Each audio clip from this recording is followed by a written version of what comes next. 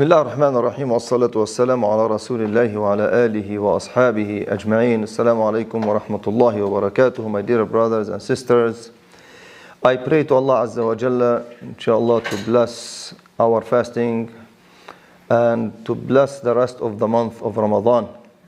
Today, inshallah, is going to be the third part of our talk about the ruling of Zakat in Islam. Yesterday, we spoke about the 8 types and the 8 categories where we put the Zakat. We mentioned the verse which Allah Azza wa Jalla mentioned in Surah At-Tawbah, verse number 60, إِنَّمَا الصَّدَقَاتُ لِلْفُقَرَاءِ وَالْمَسَاكِينِ وَالْعَامِلِينَ عَلَيْهَا وَالْمُؤَلَّفَةِ قُلُوبُهُمْ وَفِي الرِّقَابِ وَالْغَارِمِينَ وَفِي سَبِيلِ اللَّهِ وَابْنِ السَّبِيلِ فَرِيضَةً مِّنَ اللَّهِ وَاللَّهُ عَلِيمٌ حَكِيمٌ. And we have spoken about these 8 types and explained how Allah Azza wa Jalla mentioned them to us in order to put our zakat. And we have said we don't have to put the zakat for the 8 of them. It's not a condition. You can give to 2 of them, like to the poor, to the needy. Sometimes you give your zakat to a traveler who was cut off of everything. Sometimes you put all of it in fi sabilillah, as we have explained yesterday. Today, inshallah, we are going to talk about the third part, and this part is very, very important because we are going to explain and talk about al-amwal allati tajibu fiha zakat. What kind of money we have to pay the zakat of. That's why we have to go with so many details, and we are going to explain about every single one. If you have that specific money, you have to give the zakat about it, inshallah. First of all, some people, they keep asking a question. They say, if a person, the person have to pay the zakat if he's living in a big house? There's no big difference between a small house or big house. As long as a person, he lives in that house, you don't have to pay the zakat on your house, even if that house is very fancy. Even if your car, like you have a car or 2, you have a car, your wife, she has a car. Maybe sometimes you have a daughter and a son, or 2 sons, 2 daughters. You have a 3rd car, a 4th car, but everybody is using a car. These we consider basics. You don't pay zakat on them, even if your car is a very fancy car. As well on your food. Any basics, you don't have to pay the zakat. Allah Azza wa Jalla, He asked us to pay the zakat on the things which we make money, we grow it. Like we have stocks, we have gold, we have silver, we have cash, we have a plaza, we have all these things. Allah Azza wa Jalla, He told us to pay zakat about, as I'm going to, inshallah, explain. I have here so many details. I will go with one by one and explain it, inshallah. Like he says here, الذهب والفضة والألماس والأحجار الكريمة وغيرها لغرض التجارة أو الاستثمار. Some people, they trade with gold, diamond, silver, the precious stones. As long as these things, especially like diamond, precious stones, people that are using it to trade, they buy and they sell, it's considered money. تزكى عن قيمتها السوقية. You have to pay the market value of it. How much the market value, you consider it, and you pay 2.5 zakat. Before, we considered the nisab of the gold, it's 85 grams, and about the silver, it's 595. Again, about the gold and the silver for the woman, especially when she puts them on, like the jewelry. We have explained there's 3 different opinions about that. One opinion, he said, as long as that jewelry, it's like it did not exceed the ordinary jewelry for an ordinary woman, there is no zakat to be paid, especially if she is putting that huli, we call it, jewelry on. She's using them. She wears them. The one opinion, they said she doesn't have to pay it. One opinion, they said no, she has to pay it because the Prophet ﷺ, once a woman, she came with her daughter, and her daughter was putting like 2 bracelets out of thick gold. And the Prophet ﷺ asked her, do you pay the zakat on this? She said, no. He said, would you like at the day of judgment, these two bracelets will come like two pieces of fire? Then the lady, she took them off and she said, oh Messenger of Allah, I want to give it away for the sake of Allah and His Messenger. Some scholars, they use that hadith as a proof that the lady, she has to pay on her jewelry when she has like gold and silver. The third opinion, I spoke about it day before yesterday, very quick as well. Some scholars, they differentiate. They said she pays once at the lifetime on that specific jewelry. Some of them, they said, we look at the jewelry. If it's like a decent amount, like some kind of jewelry, usually any lady, she needs them to put them on, like a ring or two or three, two earrings, a necklace, these things. She doesn't have to pay zakat on them. But if she has way extra than the average, she has to pay the zakat on that average, because usually ladies, when they have extra, subhanallah, sometimes they use some and the rest they just keep them in the, they store them, they keep them away in the closet or in the treasure or the safe box, whatever. But to be on the safe side, again, to be on the safe side, it's good to pay the zakat on that. About diamond and the precious stones and platinum, if for personal use, they say there is no zakat on them, one opinion.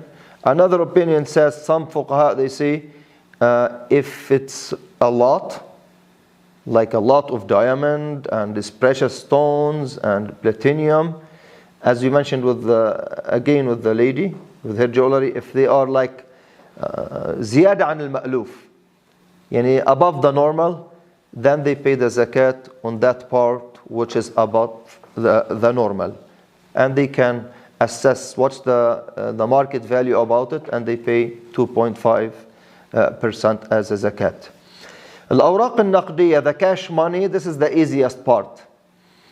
As long as you have a nisab, nisab means the total of $5,300, Canadian dollars I'm talking, and it's with you for the whole entire year, we call it halawan al-hawl, you pay the zakat on it 2.5, and you go from there.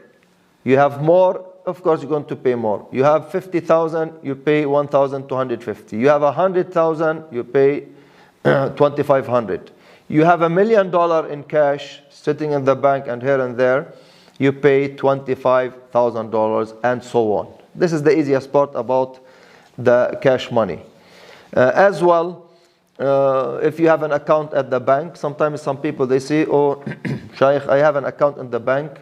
I'm not using that bank on a daily basis or a weekly basis, but the money is sitting in the bank. Same thing. You have an access to that money, you pay the zakat, and it will be 2.5 as well. Some people, they have like saving account. They just deposit money in it and they don't touch it. And some people, what they do with some banks, they go and they lock it. Lock it for 5 years, 10 years. I know some people with some banks, with some countries, a person, he comes to you, he tells you, I have lots of money, I need a loan, I need this and that. Yeah, you have a lot of money in the bank, why you don't use it? He said, oh, I have locked. And unfortunately, some people, till now, lots of Muslims, unfortunately, they still take the interest. And they put the money sometimes with some banks, and the bank said, if you want a higher rate of interest, you have to lock it for 3 years, 5 years, 7 years, 10 years. We'll give you a higher interest rate. And that person, because the fear of Allah Azza wa Jalla is not there, yani this, it contradicts somehow. Yani sometimes I look at it, yani this Muslim, he's asking about paying the zakat of that money, and at the same time he's dealing with riba. Brothers and sisters, these things, yani, if a person, he has the fear of Allah Azza wa Jal, and he's a pious person, and he's concerned about paying zakat on time and to make sure to pay zakat, same thing. We have to consider the source of our money. Yani, and somehow I'm declaring war on Allah Azza wa Jalla by dealing with riba and usury and interest. and at the same time, oh, I want to please Allah Azza wa Jalla by paying zakat. No, the Muslim, he has ادخلوا في السلم كافة, as the Quran said. Follow the teachings of Islam. All the teachings of Islam. Not I believe in some and I disbelieve in some. Oh Allah, I will obey you with this and I disobey with that. Doesn't go that way. This is the way of Bani Israel. The children of Israel, this يؤمنون ببعض ويكفرون ببعض. They believe in something and they deny something else. And Allah Azza wa Jalla warned us from being like them. Again, if you have a saving account, money sitting in the bank, you didn't have access to it, you have to calculate it for each year. Let's say sitting there for a year, 2, 3, 4. Either you pay zakat from other money for it. If you did not pay it, still you owe the zakat on that money, and you can calculate how many years it was sitting in that savings. Number 7, الأسهم بقصد الاتجار بها بالبيع والشراء. Some people, as I'm going to explain, there's more than one kind of shares, stocks. People, they deal with it. This kind, he said, about the shares, some people, they buy shares and they do trading. Some people, they make day-to-day trading, same-day trading. They wait, they buy today. If it went up, they sell. If they go down, they hold on it. But this kind of shares, like people, they buy some shares with Sancor company in oil. Because Muslim, he should not invest or buy shares in any company who's dealing with haram or dealing with what they call it, with riba. And they take lots of loans, they take lots of interest, or they pay lots of interest. It's not my topic, but you have to be aware of that. If, let's say, you're dealing with a company, halal company, they sell things which is halal, oil, gold, some kind of electronics, it depends as well. And you wanna know, should I pay zakat? Yes. You see what's the market value at the day when you decide to pay zakat, and you pay 2.5. 2.5. Another thing, we have al-ashum, another kind of shares. Al-ashum بقصد الاحتفاظ بها والاستفادة من ريعها وأرباحها. Some people, what they do sometimes, they buy shares, but their intention not to buy and sell like every day. Some people, sometimes they call the broker, or they themselves, they buy some shares and they want to keep it with the company in the account, and they are going to focus on the dividend. Some companies, they give dividend every 3 months, every month, every year, and as well there's a profit. Some people, they say, oh, I'm not good at buying and selling every day, I have no time for that, I want to just buy and keep it. This company gives dividends at the end of the year, or every 3 months, or every 6 months, every report annually or seasonally. They put it this way. Here we have, as they say, the scholars, the 3 different conditions with such shares. Shares, which is you put it and you just wait to take a dividend or a profit at the end of the year. They are not buying and selling. They said لها أحوال. First one, إن كانت الشركة تخرج الزكاة عن جميع الأسهم تسقط الزكاة.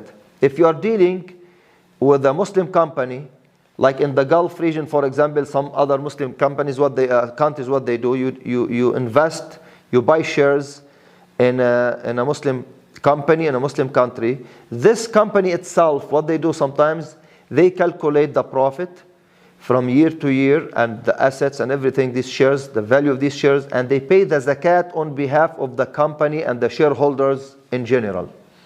This way you don't have to pay the zakat again, because the company itself paid the zakat on your money and their money. That's number 1. Number 2, إن أعلنت الشركة عن نسبة زكاة السهم فيخرج الزكاة زكاة عن اسمه. Sometimes the company, what they do, they help you out. They tell you there is a specific amount as a zakat on every share.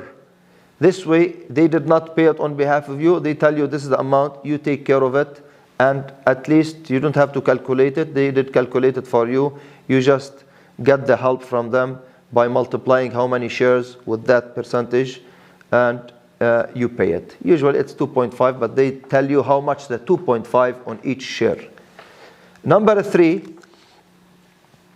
if the company itself did not, إذا لم تعلن الشركة عن نسبة الزكاة, like here in Canada, those people, they don't care about zakat or al-zakat. You are in Canada, non-Muslim companies.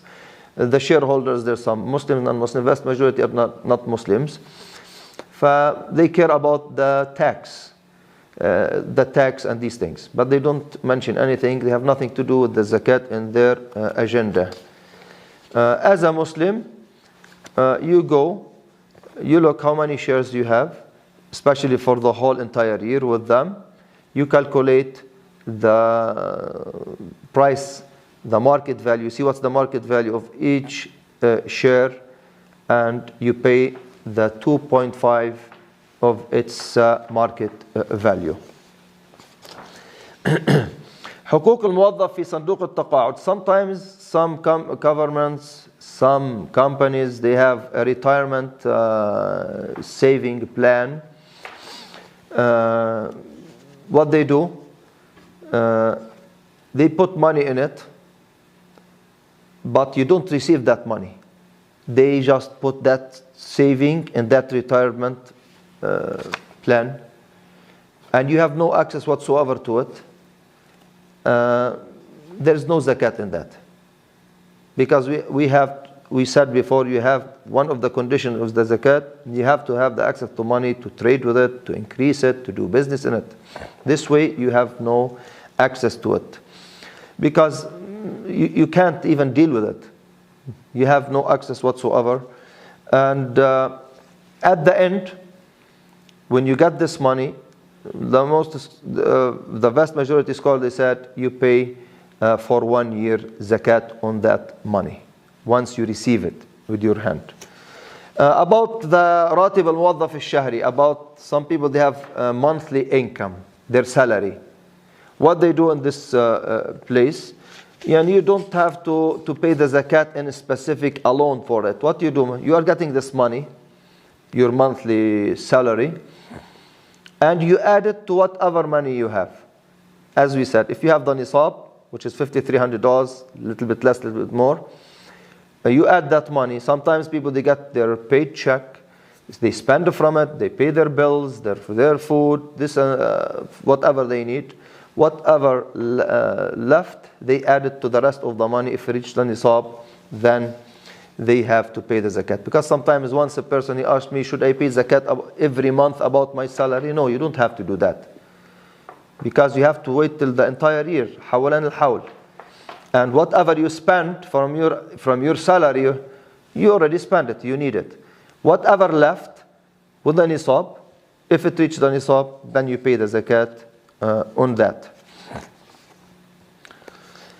Some people, they ask, what about if my account, I have a checking account, for example, the one I deal with on a daily basis, weekly basis, monthly basis, I put money, I take money, I deposit, I withdraw. How I want to calculate that? Well, he said, what you do, when you come to this, here we have a very sensitive issue. I want you to be aware of it. What happens?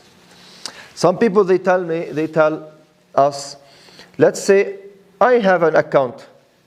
I have money in the account. Let's say I have $5,000 or $10,000, put it this way. It's already a nisab. I take from it, sometimes it goes down to $2,000. After 3-4 months, I get my check, I deposit my money, it goes up to $12,000, $7,000. It keeps going up and down, up and down. What should I do in this case? Should I pay the amount? Sometimes the last month, my company gives me like the bonus. I get my original check. If there's some extra things, maybe a gift, whatever.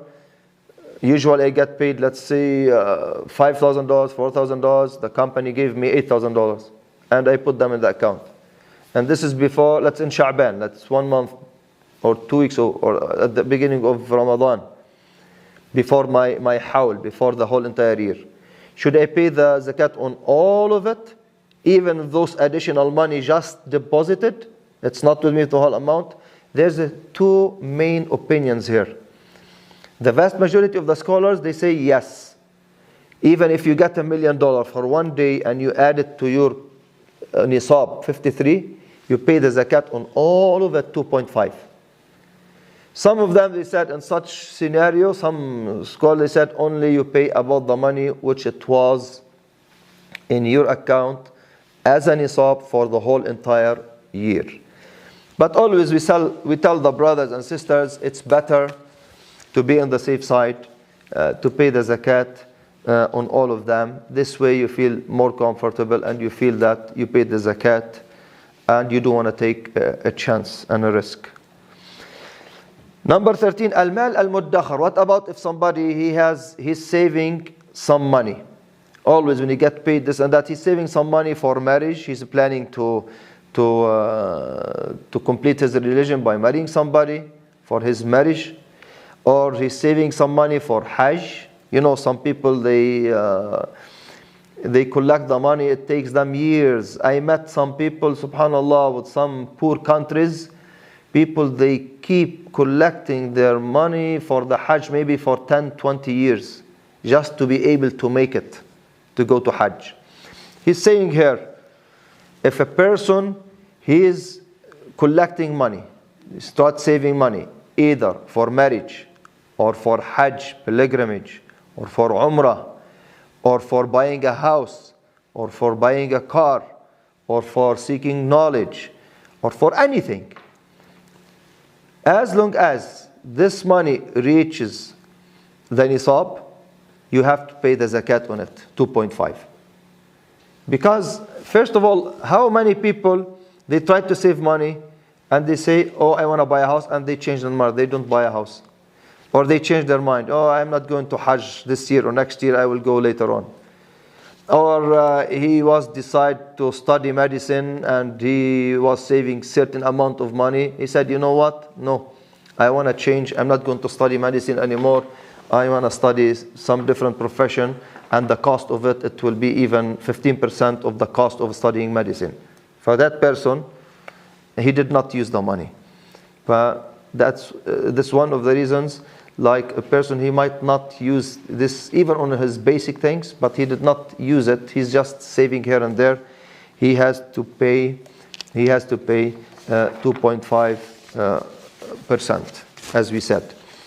What about, this I mentioned at the beginning, your house, your furniture, your car, your anything, your phone, your computer, things you need, your basics, there is no zakat on it.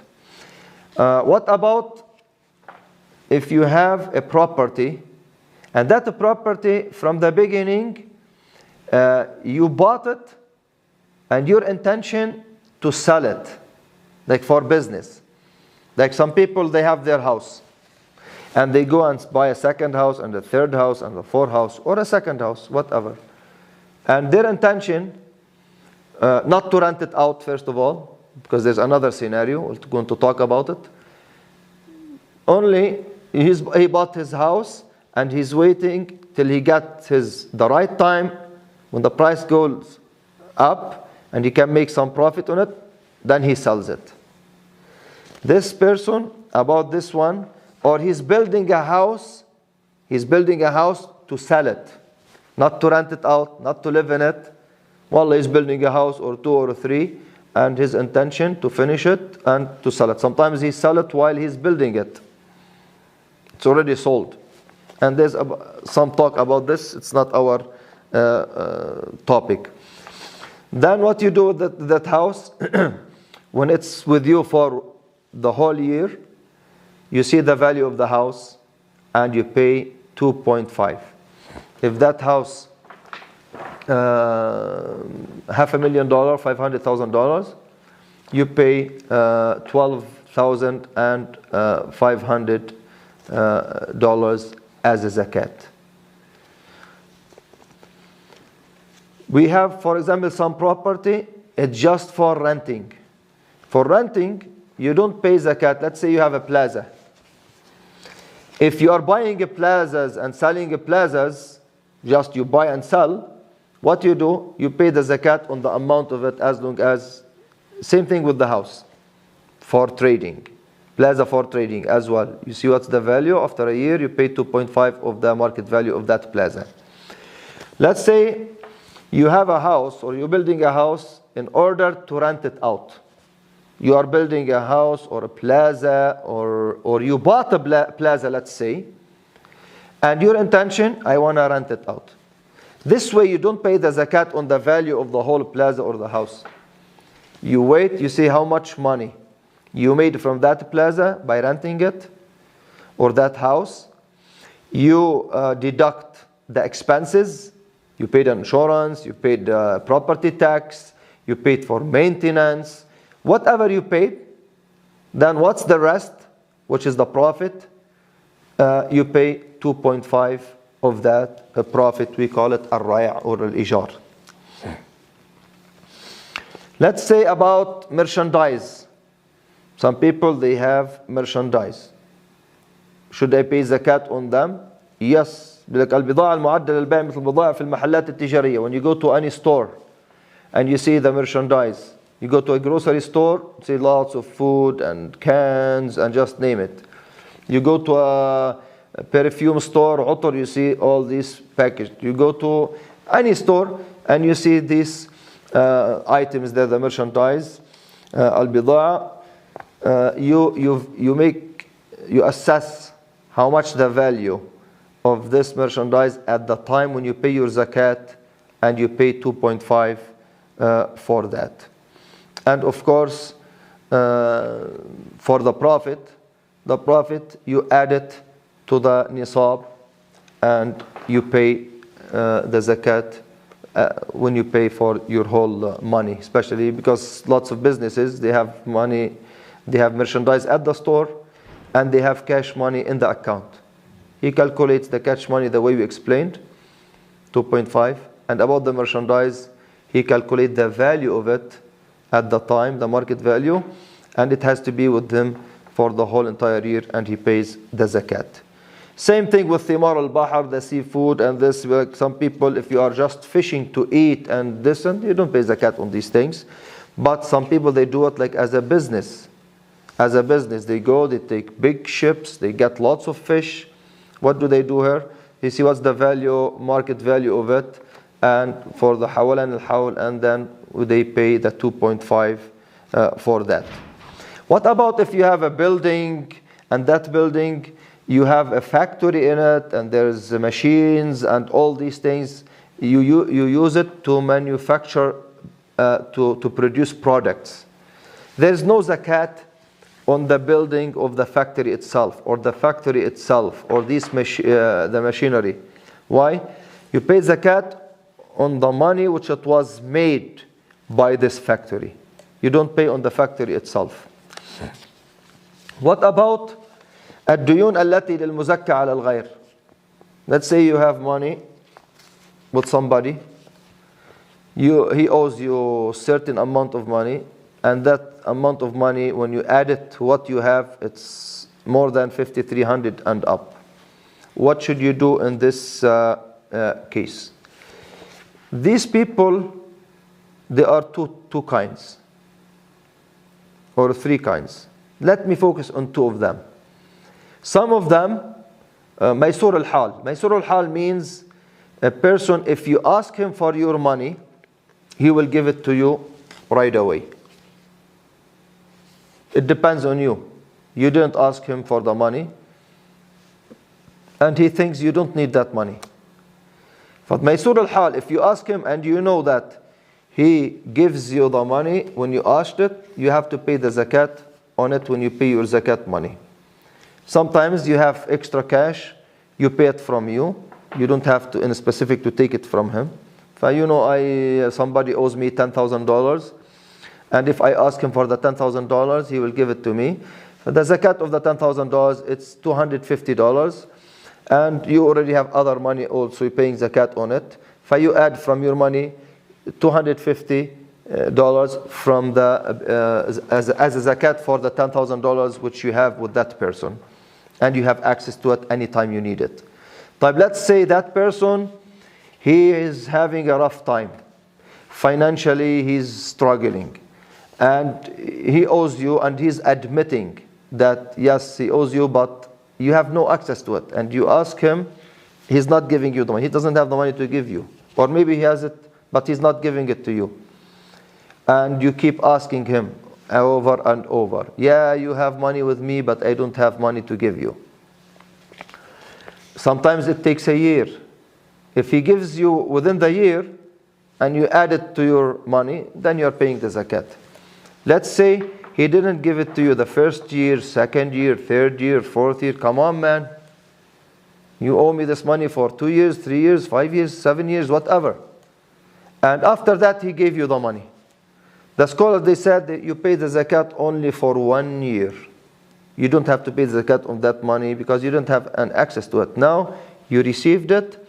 Within this year, you pay the money for the year, for 1 year only. There's another scenario. What about somebody, he owes you money, and that person, he's a poor guy. Financially, he has lots of debts, and he cannot pay you the money. What you do in this? Sometimes some people, they say, you know what? I want to forgive him, and I want to consider that amount as a zakat. I want to deduct it from my zakat. Some scholars, they said it's okay to do so. It will be considered from the zakat because he's poor. He's like overwhelmed with debts. Min al-gharimin. I will forgive him, and I will consider from the zakat. Lots of scholars, they said, okay, you can do that. Some scholars, they said, no, you cannot do that because one of the conditions, you have to receive the money to make sure it's yours. Because you might not have no way to get the money back from him. You want to pay zakat based on what? But they said, no, you have to receive it first, and then you can give it back to him as a zakat. There's two different opinions in this regard. But in order to make it easy on the people and more flexible, and especially our religion, يقول الله تعالى ما جعل عليكم في الدين من حرج. يعني Allah يقول يسروا ولا تعسروا. Try to make it easy, not hard, as long as it does not contradict an ayah or a hadith. It does not contradict any verse of the Quran or any hadith of the Prophet ﷺ. It's umur ijtihadiyya, and scholars, they try to figure it out from the text, from the Quran and from the Sunnah. About amwal al-mirath ba'da istilami. What about amwal al-mirath means when you inherit something, like some people, their father, their brother, their mother, whatever, passed away, and he left money behind. Should they pay zakat for that? The thing is here, you pay zakat on that after the passing of 1 year. After the passing of 1 year, from the day you received it. Let's say you received it in Ramadan, you pay zakat on it for next Ramadan as 1 year to be in your possession. Amwal al-waqf al-khayri, I think this if you are dealing with an organization or you are running a non-profit organization, there is usually no zakat on the money of that organization, non-profit organization, because the non-profit organization, as we said before, one of the conditions of the zakat, you have to trade in it, you have to use it in business, invest it, but here you are not. But if a non-profit organization somehow, like in Canada, non-profit organization, you are not allowed to do business. But if you are some company, some organizations, they have more than one sector or one division. Like they say, this division, it's a non-profit. It's non-profit division. The other division is a profit division. Then if you are profiting, making money with that one, you pay zakat on it. Same thing with the government here. When it's a profit, you pay taxes. Non-profit, usually they let you go because they say this is a non-profit organization. They take money from here and they serve the community and they help the less fortunate people. There is one sign, أموال الوقف الأهلي. This one kind of الوقف الأهلي means some people before they die or they write in their will, my money as a waqf, as endowment. He will consider it endowment, but he will say, I will give the authority to my family to run it, to run that, and they can use it as well. Like he left millions of dollars behind, and he gave them their share, and one share, 1/3, let's say he left it as an endowment, and he wrote in it, I want my family, my relatives, to run this endowment, and they can use it. They can benefit from it as well. Like they give the poor and this and that, and they themselves, they can benefit from it. Waqf al-Ahli.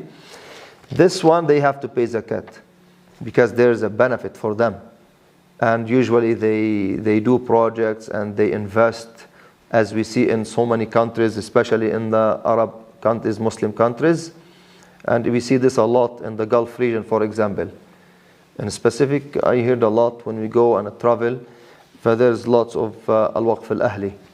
Like a big guy, very rich person. I know one person, his 1/3 is billions of dollars. 1/3. Then 2/3 was given to his heirs, to his wives, kids, whatever. And 1/3 was specified for waqf. And that 1/3, it's billions of dollars. And those guys, they do, and they said, my family will take care of it, and they do projects, they build hotels, private schools, just name it. And they profit from that, and they add it to that endowment. Organization, there's non-profit, and there's some of them, they do a profit. There's another kind of what they call it a partnership, or a group of people. They come and they say, like, every one of us, let's make a group. They work in the same organization, same company. They work together. They say, you know what, guys? Let's every month, everybody pays $500, and we put it together, and we give it to one of us. Like they have a box, a pond for fund, and for a pool, I don't know what you call it, and everybody will put in it. Sometimes if any one of them, he needs to get a loan, good loan from it, they give him a loan from that fund, and he brings it back or she brings it back. But this money itself, if it's more than $5,300 like an nisab, and it's for the whole entire year, is there a zakat on that? Yes. There's a zakat on that, which is 2.5. It has to be paid. Now we go to the zakat al-zuru' wal-thimar. As you know, there's many kinds of fruits and wheats and just name it. First of all, not the vegetarian stuff you don't pay zakat on, unless if you are doing business, you are selling it, you pay zakat on the money. The fruits, veggies, because these things usually you cannot store it. Not like the wheat, barley, chickpeas, lentils, rice, dates, just name it. These things, yes, there's a zakat on it. How much you pay? They said it depends how you water this, when you provide the water. If it's being watered, you are putting an effort and bringing machines to bring the water all the way to it, you only pay 5% as a zakat. If it's being watered by the rain itself, naturally like that, you didn't put any effort to bring water to it, you pay 10%. Let's say it was so and so, sometimes by the rain, and the other part by putting effort in water, you pay 7.5%. This is just very quick. الفواكه والخضروات, as we said, vegetarian stuff and fruits, there is no zakat again on it. Let's say you have a farm of strawberry You know, strawberry, it goes bad very quick. You have to cut it, you have to, what they call it, package it, you have to keep in the cooler, and it lives for a certain days, maybe a week, maybe 2, it depends. And it has to be maintained and refrigerated. After a short time, certain while, it goes bad. I'm not talking about somebody who's just planting behind his house in a small garden, like little bit. If you go to California, to go to so many places, you see, mashallah, the farmers there, they have, yani, till the end, you can't even see the end of these gardens and crops. So they said, the scholar here, about this people, they cut this strawberry and they package it and they sell it. So you pay the zakat on the money. Whatever money you made from it, then they pay the zakat and it will be 2.5%. Let's say there is some kind of for agricultural facilities being under building. People are building that for the sake of agriculture, farming. There's no zakat on that. Also, everything you need to protect and to maintain such fruits and veggies in the process, you don't pay zakat on it as well. People sometimes they rent some land, they give it to somebody, he will take care of it. Usually that person, he paid the zakat of that if he's not giving you money. If he's using the land, he paid the zakat. But if you're renting it to him and he's giving you money, same thing as you rent the plaza and you rent a house. If you made enough money to be a nisab, or you add it to the money you already have, then you pay the zakat for that. What about the cattle, animals? And the Quran spoke about the camels, the cows, the sheep. There's zakat. If you just growing it at home for the sake just to increase it, you are using it for the milk, skin, fur, this, you don't pay zakat on the animals itself.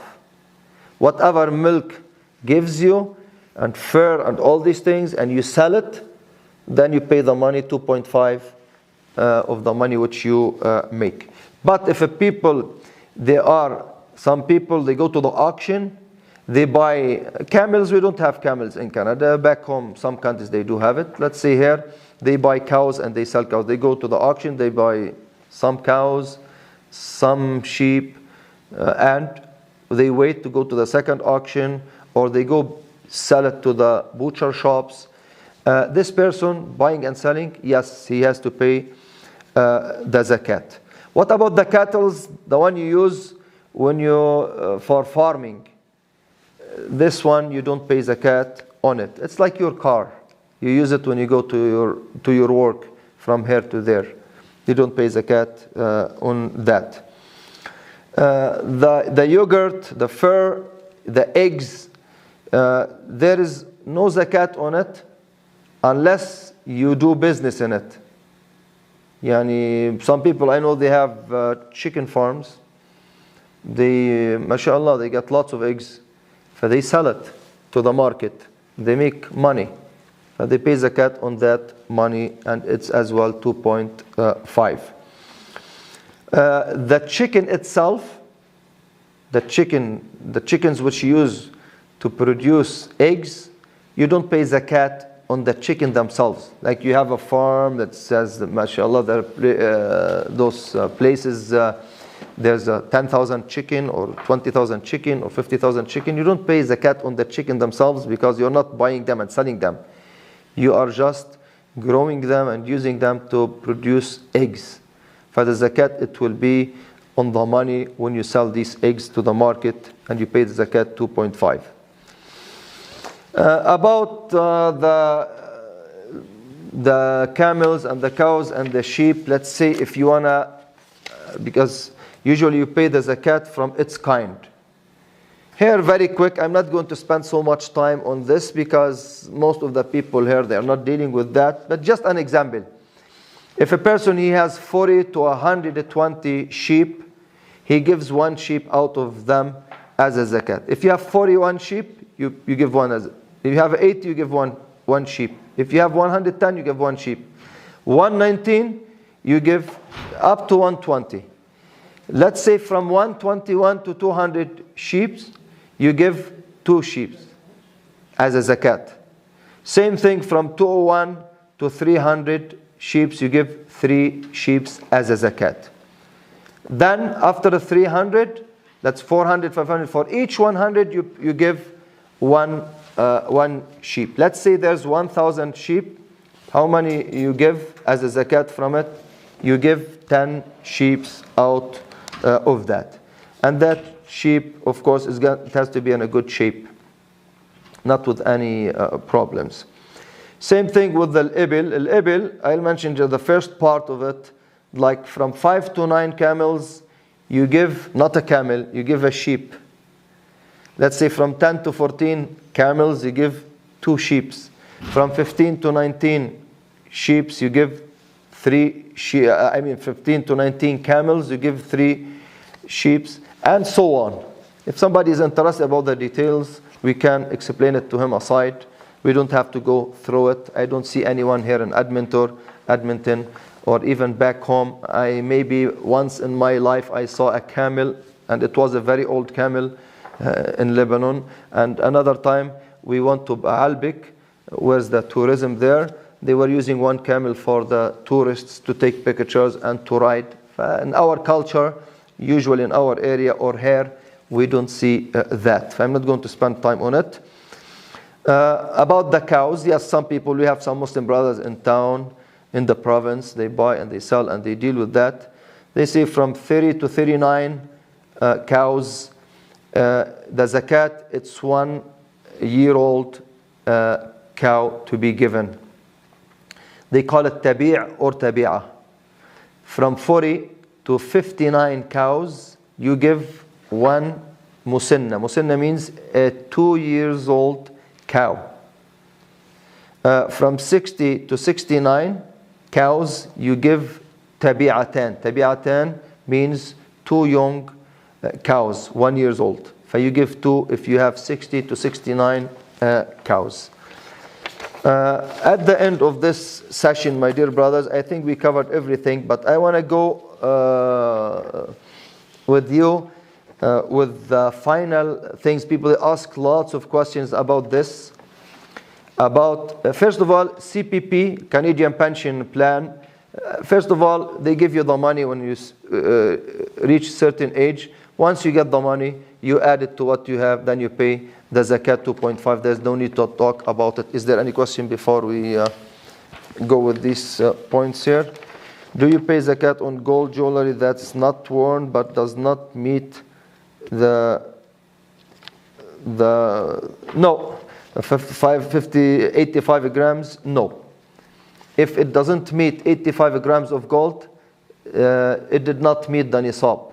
It has to be 85 grams of gold worth and up. In that way, no, you don't have to pay zakat, my sister.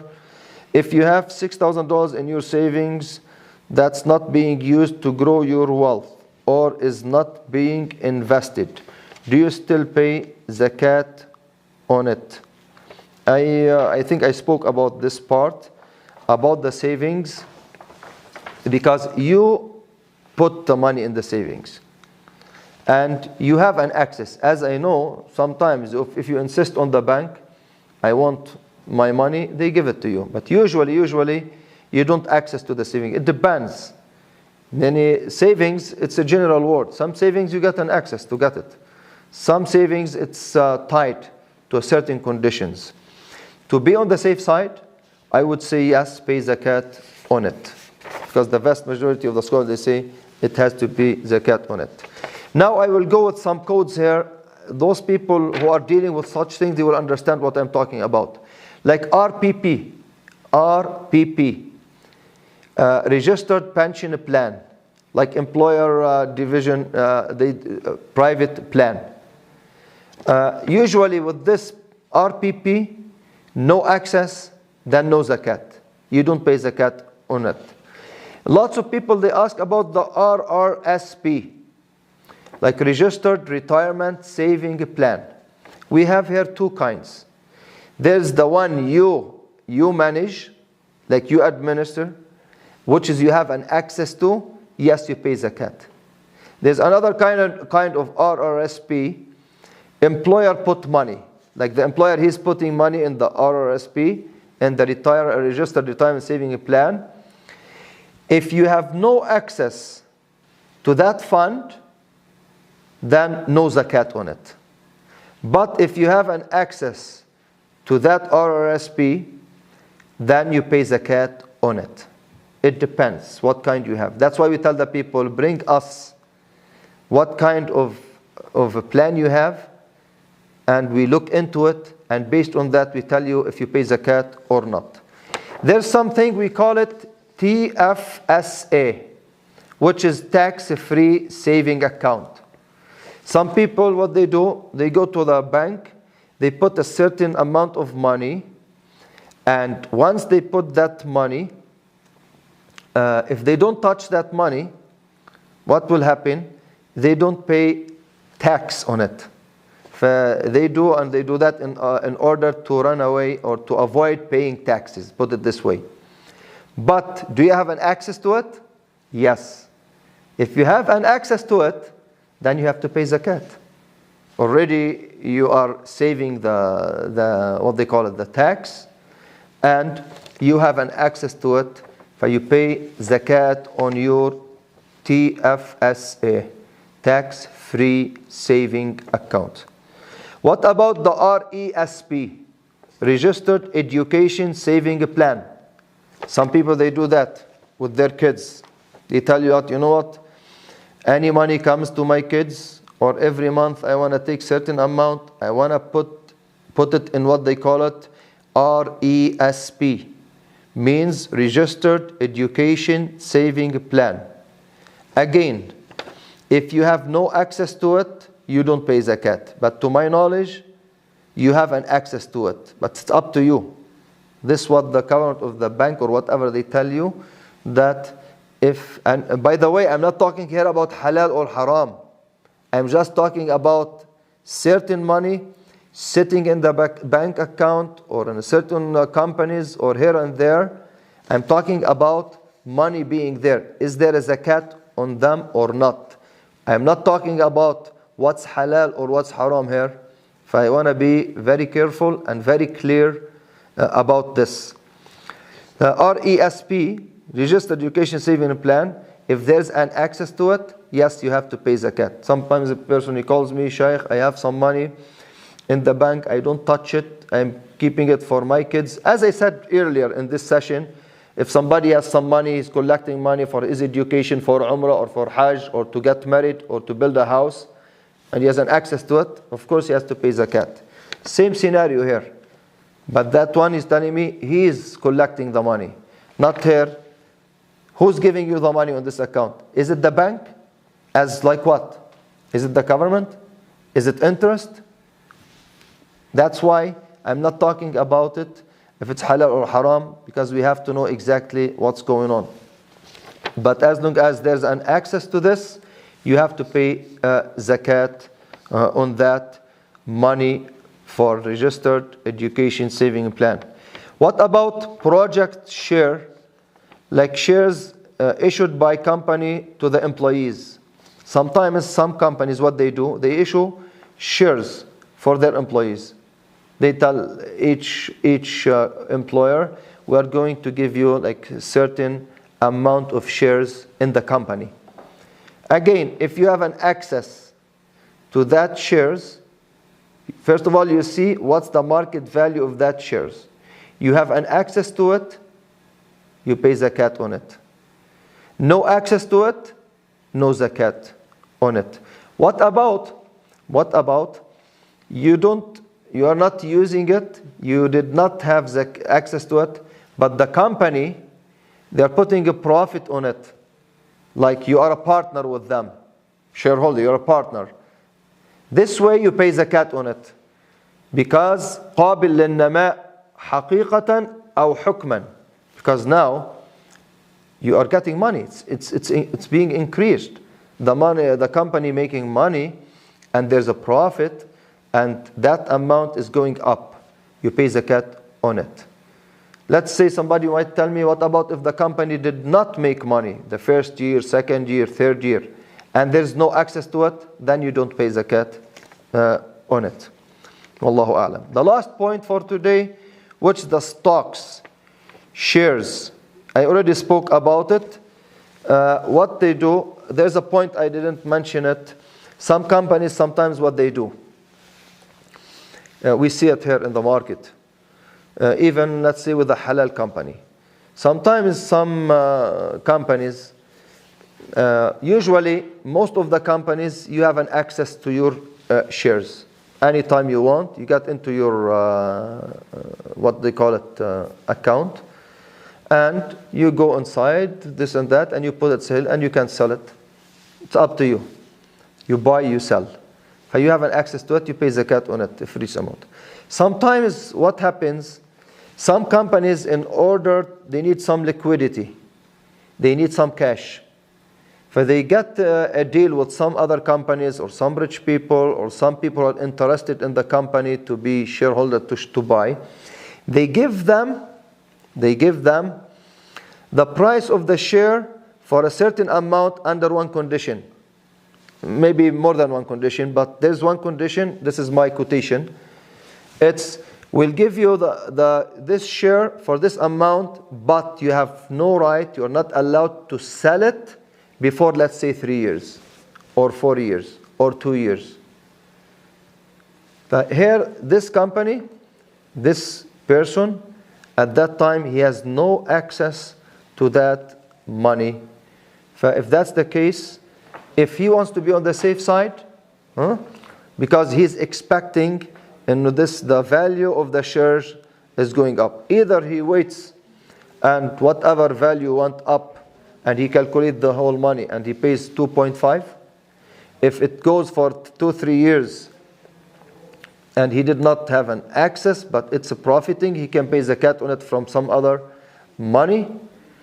Or if he did not have the access to it, he found out he did a bad deal. It's not a good deal. And instead of making money, he was stuck for a year or 2 or 3. Even that capital or less than what he invested, he did not have an access to it. Then we tell him in this situation, when you get your money and you receive it, you pay zakat on it for 1 year. Wallahu ta'ala a'lam. Jazakumullahu khairan. May Allah bless all of you. And inshallah, bidnillahi ta'ala, tomorrow, I'm going to have my final session in this regard about Sadaqat al-Fitr. The rulings of Sadaqat al-Fitr. The rulings of the Fitr, charity in Islam. Because now the time to pay Sadaqat al-Fitr, and there's some conditions it has to be met by the Muslim when he decides to pay Sadaqat al-Fitr. وصلى الله على رسول الله والسلام عليكم ورحمة الله وبركاته.